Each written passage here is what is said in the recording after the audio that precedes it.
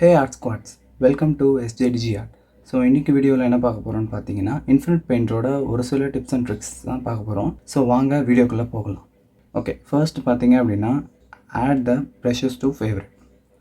Generally இந்த இது எதுக்காக யூஸ் ஆகும்னு பார்த்தீங்கன்னா நம்ம ஒவ்வொரு ப்ரஷஸ்க்கும் ஒவ்வொரு வாட்டியும் ஸ்விட்ச் பண்ணும்போது பார்த்தீங்கன்னா கொஞ்சம் கஷ்டமாக இருக்கும் வரையும்போது.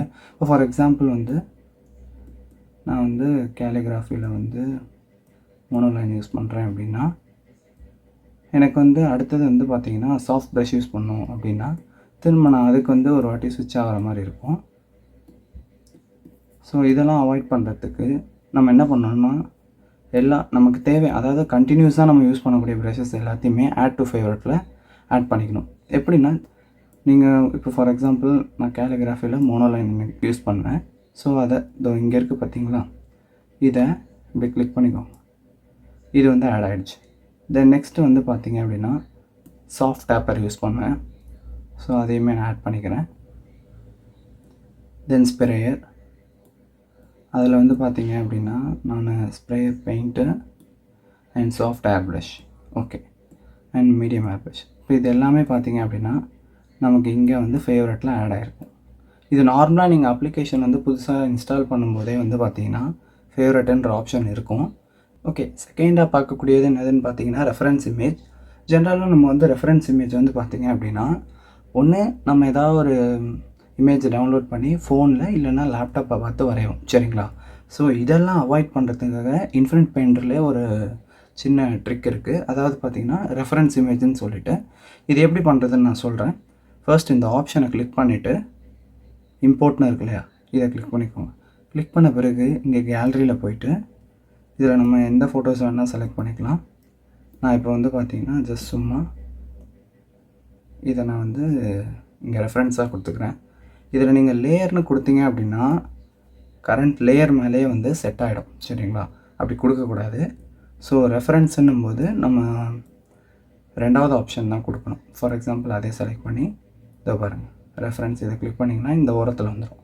ஸோ இதை நம்ம எங்கே வேணாலும் வச்சுக்கலாம், மேலே கீழே எங்கே வேணாலும். இது வேண்டாம் அப்படின்னு நினச்சிங்கன்னா இதை ஹைட் பண்ணிவிடுங்க, இல்லை பர்மனெண்ட்டாகவே டெலிட் பண்ணிடலாம், சரிங்களா. ஓகே, அண்ட் தேர்ட் பார்த்தீங்க அப்படின்னா இம்போர்ட் ப்ரஷஸ். அதாவது நம்ம ஒரு தேர்ட் பார்ட்டி மூலயமா ப்ரஷஸ் எல்லாம் இன்ஸ்டால் பண்ணும்போது இதில் எப்படி ஆட் பண்ணுறது அப்படிங்கிறத சொல்கிறேன். சேம் அதே மாதிரி options, import, files, my file, and நான் ஆல்ரெடி டவுன்லோட் பண்ணியிருக்கேன். ஸோ குயிக் ஷேரில் போய்ட்டு ப்ரஷஸ்னு இருக்குது பாருங்கள். இதில் நான் இப்போது இந்த க்யூட் மவுத் ஃப்ரீ அப்படின்னு சொல்லி ஒரு ப்ரஷஸ் இருக்குது. இதை ஆட் பண்ணிவிட்டு டன் கொடுத்தேன்னா ஃபைல் இம்போர்ட்டட்னு சொல்லி வந்துடும், சரிங்களா. இப்படி தான் ஒவ்வொரு ப்ரஷ்ஷையும் நம்ம ஆட் பண்ணோம். ஒரு சிலது ஃபைல் இம்போர்ட் ஆகிருக்காது, ஏன்னா அது இம்ப்ராப்பராக நீங்கள் டவுன்லோட் பண்ணியிருப்பீங்க, சரிங்களா. அதெல்லாம் ஆட் ஆகாது. ஸோ கரெக்டாக அது கரெக்டான ஃபைலான்னு பார்த்து அதுக்கப்புறம் நீங்கள் அதை ஆட் பண்ணிக்கோங்க, சரிங்களா. அண்ட் அடுத்தது பார்த்தீங்கன்னா நாலாவதாக டிஃபால்ட் ஷார்ட்கட்ஸ். அதாவது ஒரு சில ஷார்ட்கட்ஸ்லாம் நமக்கு இன்ஃபினிட் பெயிண்டர்லேயே கொடுத்துருக்காங்க, சரிங்களா. அதை எப்படி யூஸ் பண்ணுறதுன்னு நான் சொல்கிறேன். ஃபர்ஸ்ட் பார்த்தீங்கன்னா சேம் அதே மாதிரி ஆப்ஷன், செட்டிங்ஸ். இதில் பார்த்தீங்கன்னா நமக்கு இன்டர்ஃபேஸோட ஒரு சில கலர் ஸ்கீம்ஸ் இருக்குது செட்டிங்ஸில். ஃபர்ஸ்ட் இந்த பிளாக் அண்ட் கிரே இந்த மாதிரி, அண்ட் அதே மாதிரி இதுவும். மூணாவது பார்த்திங்கன்னா ஒரு பிங்க் டோன் ஆட் ஆகிருக்கும், சரிங்களா. ஸோ நான் இதே நான் வச்சுக்கிறேன். அண்ட் அடுத்தது கலர் வீல். கலர் வீல் பார்த்திங்க அப்படின்னா நம்ம இதில் எது வேணால் செலக்ட் பண்ணிக்கலாம். நான் கரண்ட்டில் இது தான் வச்சுருக்கேன், சரிங்களா. உங்களுக்கு வேணால் இது வச்சுக்கலாம், இல்லை இது அப்படி இல்லைனா இது அண்ட் இது எது வேணாலும் நீங்கள் வச்சுக்கலாம். நான் இதை செலக்ட் பண்ணிக்கிறேன். அண்ட் அடுத்தது பார்த்திங்கன்னா ஆஸ் யூஷுவல் எல்லாம் இருக்கிறது அப்படியே இருக்கட்டும். அண்ட் அதாவது மேலே இருக்கிறது எல்லாமே நம்ம எதுவுமே இது பண்ண வேண்டாம். இங்கே இந்த கெஸ்டர்ஸ், அப்புறம் ஹார்ட்வேர், இந்த ஸ்டைலஸ், இதில் தான் நம்ம சேஞ்சஸ் பண்ண போகிறோம். ஃபார் எக்ஸாம்பிள் கெஸ்டர்ஸில் நான் ஃபிட் டு ஸ்க்ரீன் சொல்லி கொடுத்துருக்கேன் டபுள் டேப்பில். அண்ட் லாங் ப்ரெஸ்ஸில் ஐ ட்ராப்பர். இது ரெண்டுமே எப்படி யூஸ் பண்ணுறதுன்றதை நான் சொல்கிறேன். ஃபர்ஸ்ட் இப்போ நான் சின்னதாக வச்சுருக்கேன் அப்படின்னும்போது இப்படி டேப் பண்ணோம் அப்படின்னா ஃபிட் டு ஸ்க்ரீன் அந்த இது வந்துடும் டபுள் டேப் பண்ணால். இதுவே இல்லை எனக்கு இங்கே பாருங்கள், இப்போ இங்கே வந்து ஸ்கை ப்ளூ இருக்குது, எனக்கு இந்த ப்ளூ கலர் வேணும் அப்படின்னா ஜஸ்ட் நான் வந்து இதை டார்க், அதாவது லாங் ப்ரெஸ் பண்ணேன்னா இந்த மாதிரி வந்துடும். ஓகேங்களா, இதுதான் வந்து அந்த ஐ ட்ராப்பர். அண்ட் அடுத்தது வந்து பார்த்திங்கன்னா ஹார்ட்வேரில் நமக்கு ஒரு சில இது கொடுத்துருக்காங்க.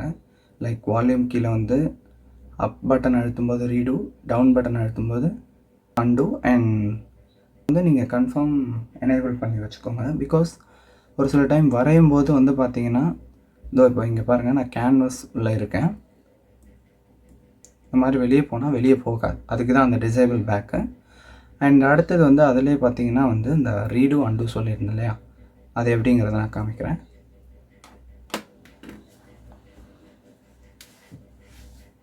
ஓகே, இப்போ பார்த்தீங்கன்னா இப்போ நான் இங்கே இந்த தெரியாமல் போட்டது, இப்போது டவுன் பட்டன் அழுத்தணும் அப்படின்னா அண்டு ஆகிடும்,